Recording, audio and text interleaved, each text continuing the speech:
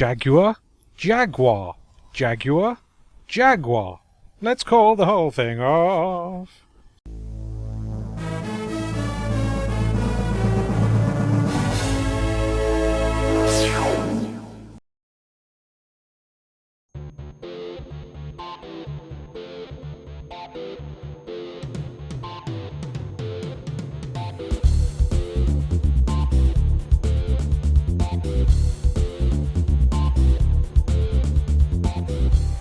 There are few things I love more in gaming than the Mega CD and racing games, so it's a real shame that those two things don't cross over more.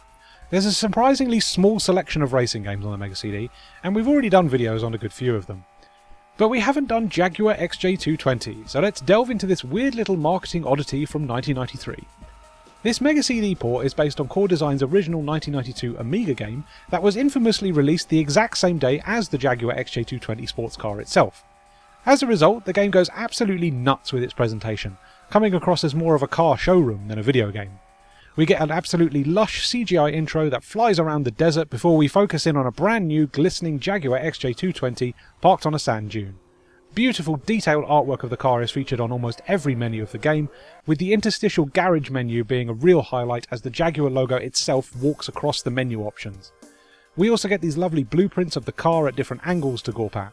Core Design knew what they were doing here. They needed to make the Jaguar XJ220 look like the coolest car ever built, and they absolutely went for it. Incredible stuff. But what about the game itself? Well, we get three main gameplay modes: Grand Prix, World Tour and Free Practice, which lets you muck around on any circuit. The Grand Prix mode is where you need to race a linear series of circuits and place high to get more points and money.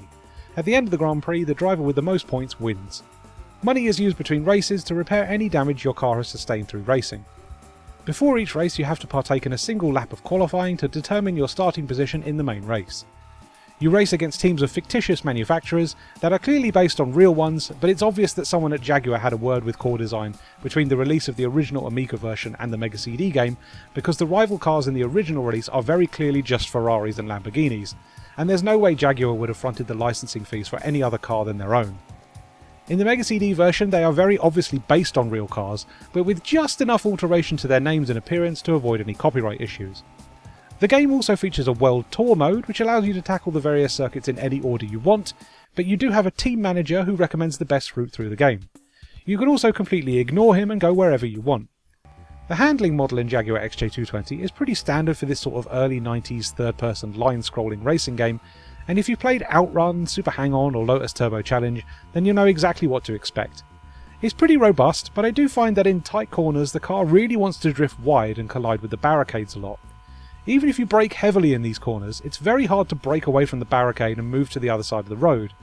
It's almost like the car is being magnetically pulled towards the barricades, and it can often lead to a lot of unfair collisions with the scenery. But that's my only major complaint. The courses are really well designed, with a lot of visual variety as you tour the globe, and some courses even introduce different weather effects.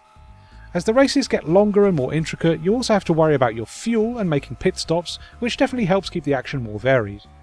The presentation also gets to shine during the races because Core Design have made great use of the Mega CD's sprite scaling abilities to make roadside objects scale convincingly towards you.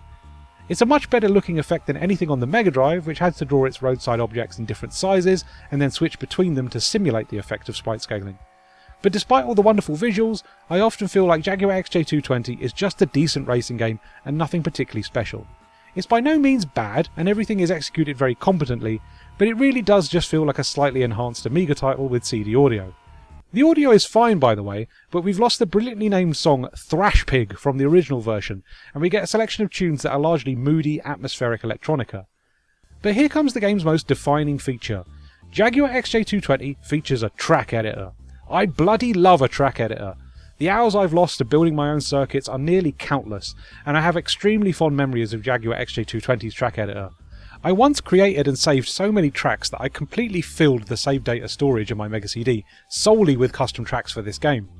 You can choose any of the visual styles from the game's World Tour mode to base your track on, so picking Italy will give you that country's visuals and roadside objects to use, but picking a different country will give you different visuals and roadside objects to choose from. You have limitations on how long each track can be, but outside of that you can basically go nuts. You can place as many roadside objects or tunnels as you want, and you can even change the elevation, so if you want to drive across the most intense undulating sequences of hills possible, then you can! It's such great fun to muck around with, and it honestly feels so feature-rich that it might be an incredibly similar tool to the one the actual developers were using to make their circuits. So that's Jaguar XJ220 for the Mega CD. A competent, if unremarkable, racing game that has an absolutely lush presentation.